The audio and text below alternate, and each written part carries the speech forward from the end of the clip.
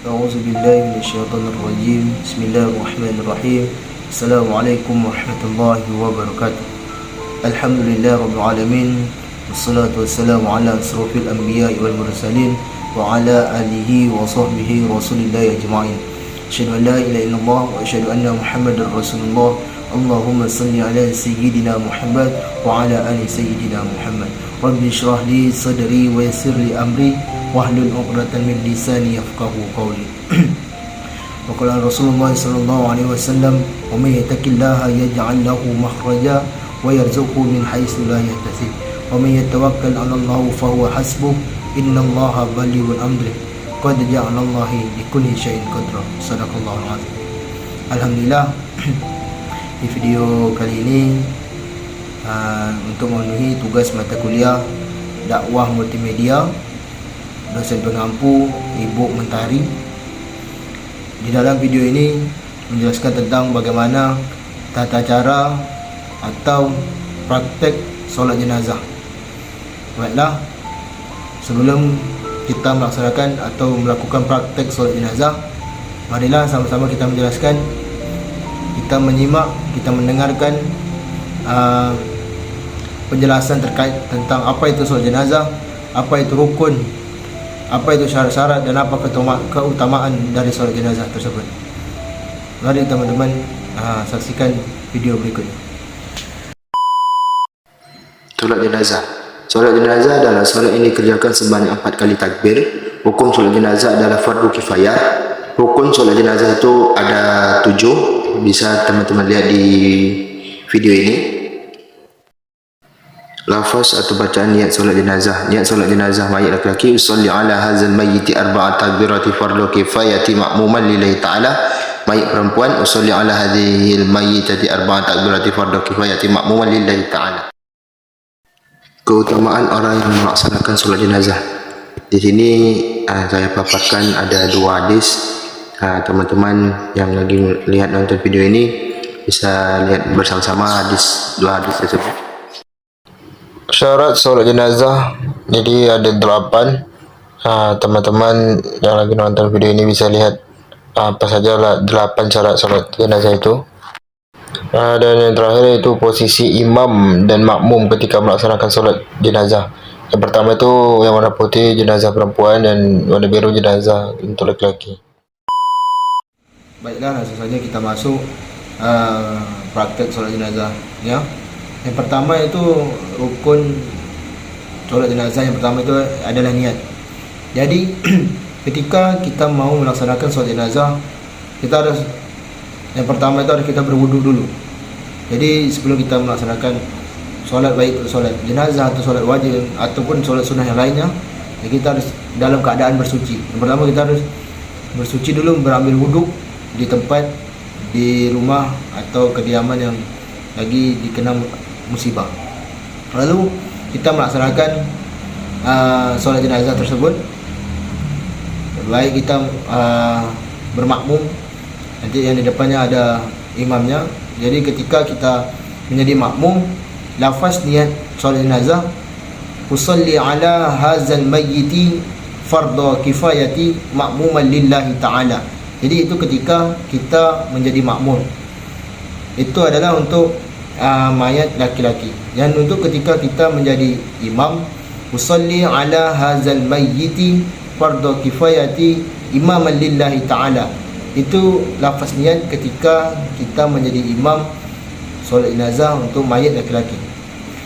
Dan ketika kita menjadi imam solat jenazah untuk mayit perempuan, lafaznya usolli ala hadzal mayyitati fardhu kifayati imaman lillahi ta'ala.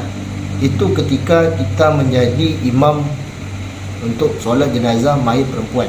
Dan ketika kita menjadi imam, menjadi makmum solat jenazah mayit perempuan, lafaz niatnya usolli ala hadzal mayyitati fardhu kifayati ma'muman lillahi ta'ala. Lalu kita takbirkan Allahu Akbar seperti solat pada umumnya. Setelah kita takbir, barulah kita membaca Al-Fatihah. membaca surah Al-Fatihah. Membaca surah Al-Fatihah ini dengan di dalam hati. Lalu bunyinya Bismillahirrahmanirrahim.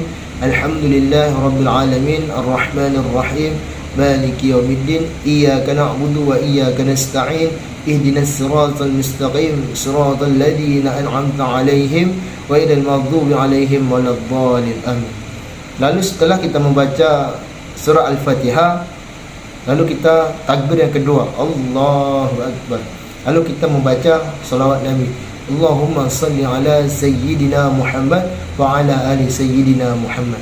Lalu boleh saja kita menambah dengan kama sallaita ala Sayyidina Ibrahim wa ala ali Sayyidina Ibrahim wa barik ala Sayyidina Muhammad wa ala ali Sayyidina Muhammad kama barakta ala Sayyidina Ibrahim wa ala ali Sayyidina Ibrahim fil alamin innaka Hamidun Majid. Itu boleh saja kita menambah seperti itu. Lalu kita melakukan takbir yang ketiga, Allahu Akbar.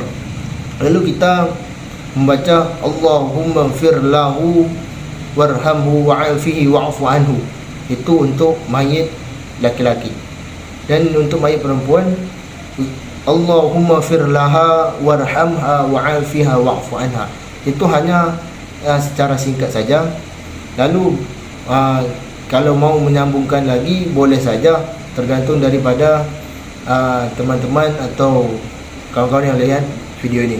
Lalu kita takbir yang keempat, lalu Allahu Akbar. Lalu kita membaca Allahumma la tahrimna ajrahu wa la taftimna ba'dahu waghfir lana wa lahu.